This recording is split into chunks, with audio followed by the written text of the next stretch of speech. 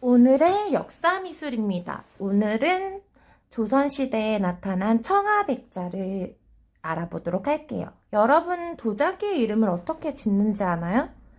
도자기의 이름은 종류, 청자인지, 백자인지, 그리고 분청인지. 청자는 청색의 푸른 도자기고, 백자는 백색의 도자기고, 분청은 우리나라에서만 나타나는 회백색의 도자기에 하얀색을 입힌 도자기예요. 근데 오늘 배울 거는 백자. 그리고 문양 표현 방법, 청아. 그래서 청아백자에 대해서 배울 건데요.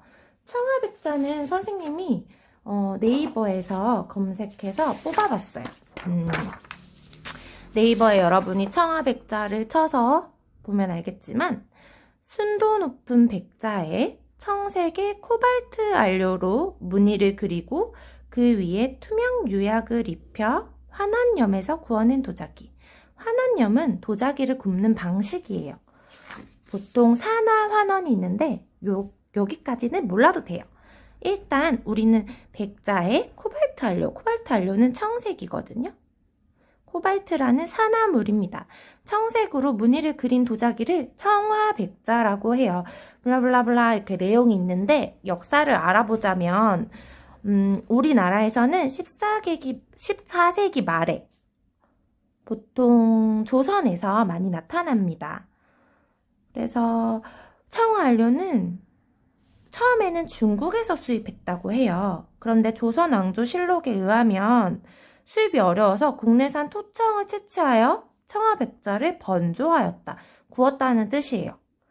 성종 초에는 다시 중국에서 수입이 돼서 보통은 현존하는 유물로는 수입을 했는지 우리나라 걸 썼는지 차이를 구별할 수 없대요. 일단 청아백자 회화적인 문양을 한번 알아보도록 해요. 보통 청아백자는 그림이 엄청 세밀하게 그려져 있는데 이거는 전문 화가의 그림 솜씨래요. 그래서 보통 이 도자기는 일반 서민들이 쓴 게 아니라 왕실에서 썼다. 아주 귀중한 도자기였다라는 걸 알 수 있겠죠. 일단 문양 표현 방법, 청아, 그리고 백자, 청아백자에 대해서 배워볼 겁니다. 오늘 청아백자를 직접 그릴 건데 자, 일단 백자면 하얀색 도자기, 그리고 청색으로 그림을 그렸다 해서 청아백자예요. 그래서 우리가 도자기 이름을 지을 때 문양 이름도 들어가는데 보통은 뭐 구름 모양, 항 모양, 용 모양, 매화 문양, 그 다음에 대나무 모양 등등등 있고 도자기 형태를 보면 요렇게 생긴 건 병이라고 부르고 요렇게 생긴 건 항아리라고 불러요. 그림을 조금 날씬하게 그렸는데 조금 더 뚱뚱하게 뚱뚱한 항아리들이 많아요. 호라고 불러요.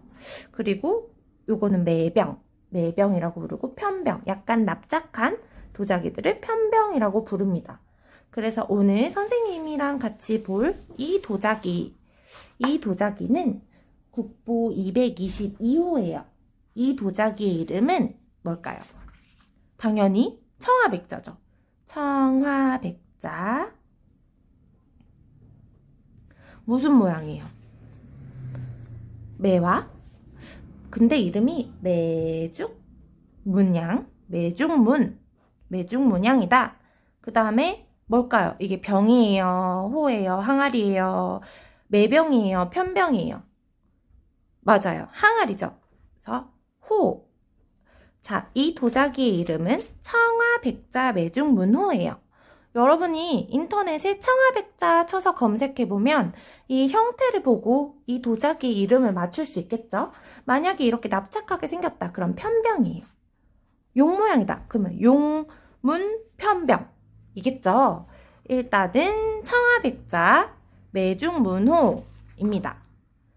그래서 요거는 국보 222호예요. 아주 중요한 유물이죠. 이거는 호림박물관에 가면 볼 수 있고 조선시대에 만들어졌다고 해요. 그래서 선생님이 이 청아백자 매중문호에 대해서 조사를 해봤는데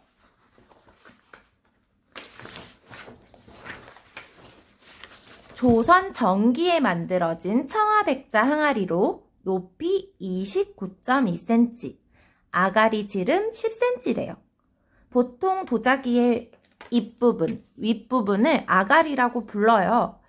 아가리가 밖으로 말리고 어깨에서 팽배해졌다가 서서히 좁혀 내려오는 모양이고 이런 꼭지가 달렸대요. 꼭지. 요거를 한번 그려볼 건데요. 어떻게 그리냐? 다른 친구들이 한 거 먼저 보여줄게요. 번지기 기법으로 그렸는데요. 일단 요렇게 요거는 병이죠. 병. 그 다음에 주전자 모양도 있어요. 주전자. 그 다음에 친구들이 그린 거. 그 다음에 접시도 있고요. 또 주전자. 요렇게. 요거랑 같은 형태죠? 같은 형태인데 그림을 다르게 그렸어요. 자기가 원하는 그림을 그려도 좋고 현대적인 그림을 그려도 좋아요. 이거는 편명이죠. 납작한 용을 그리는 친구예요. 그리고 꽃을 그린 친구. 예쁘죠? 청아백자. 이 친구는 요걸 보고 그렸네요. 이렇게 그렸고 원하는 형태를 그린 친구도 있어요. 선반 위에 있는 도자기들을 그렸어요. 이 친구는 용을 그렸습니다. 어때요? 잘 그렸나요? 그러면 우리는 번지기 기법을 이용할 건데요. 어떻게 하냐? 먼저 플러스펜을 사용해 볼 건데요. 플러스펜, 그리고 사인펜. 사인펜도 좋아요. 플러스펜 없으면 하늘색도 좋고 파란색도 좋아요. 자, 사인펜은 수성이라서 유성이 아니에요. 수성이라서 물에 번져요. 물에 녹아요. 이렇게. 플러스펜은 이런 번짐이고 그 다음에 사인펜은 이런 느낌. 그리고 진한 파란색 사인펜 느낌. 두 개 비슷하죠? 근데 플러스펜이 더 얇아서 그리기 편해가지고 선생님은 플러스펜을 사용해 보도록 할게요. 자, 우선 얘를 보고 그릴게요. 똑같이 그리지 않아도 돼요. 우리는 기계가 아니니까 똑같이 그리지 않아도 됩니다.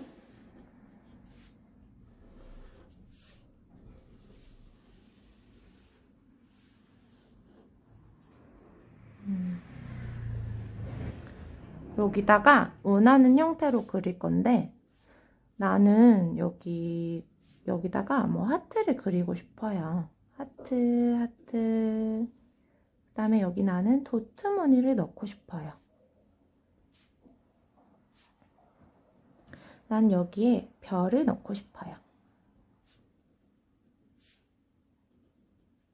이런 식으로 해도 됩니다. 그 다음에 나는 이렇게 레이스처럼 할 거예요.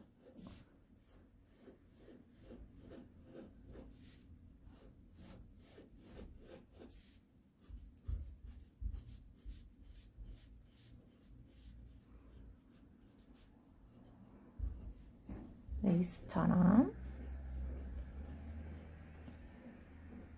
그 다음에 여기다가는 그려볼게요. 자유롭게 연필로 미리 스케치하지 않아도 자유롭게 그리면 됩니다. 틀려도 돼요. 틀리는 거에 두려움을 갖지 마세요. 자, 매와 열매를 그려줍니다.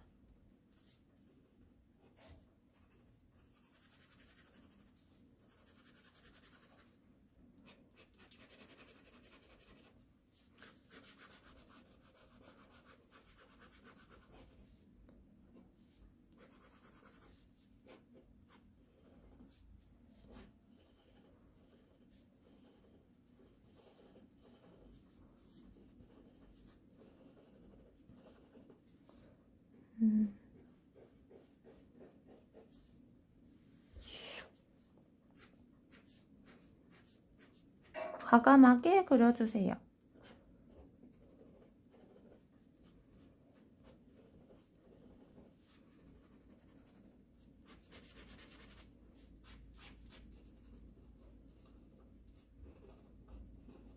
자유롭게 그리고 싶은 거 다 그려도 돼요. 새 한 마리 그려줄까요?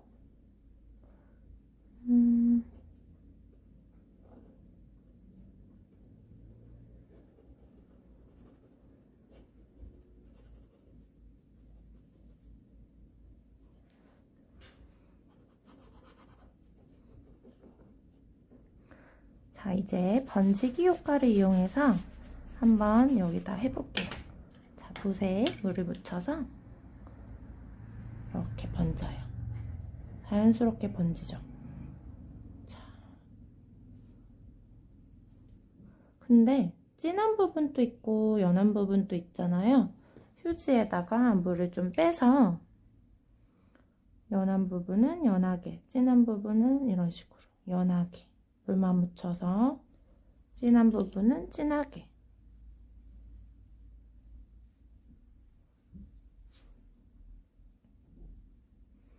하얀 부분은 하얗게. 어쨌든 얘는 백자니까, 청자가 아니니까 파란색으로 그림을 그린 백자입니다. 청화백자.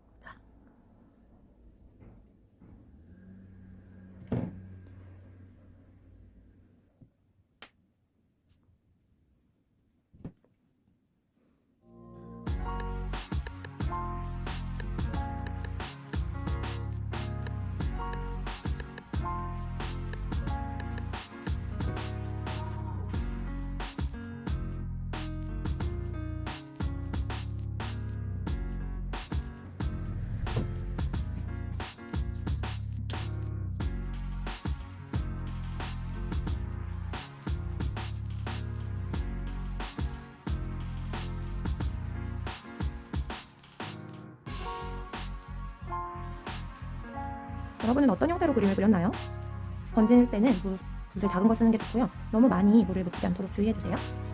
자연스럽게 번지게.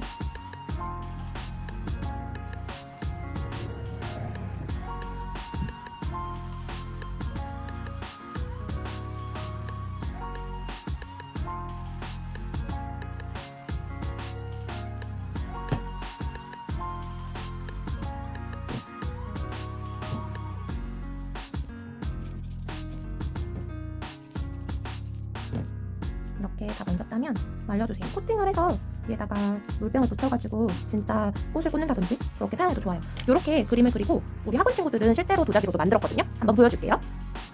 짠! 하얀색으로 도자기를 만들어서 이렇게 만들면 흙으로 직접 빚어서 이렇게 한 방 구우면 이런 상태가 되거든요. 여기다가 그림을 그렸어요. 그래서 그림을 그려서 다시 유약을 발라서 구워요. 진짜 청화 코발트라는 걸 이용해서 그렸고요. 여러 가지 형태로 예쁘게 그렸어요. 어때요? 예쁜가요? 이렇게 뚜껑 달린 것도 있고 전자 뚜껑이 빠졌네요.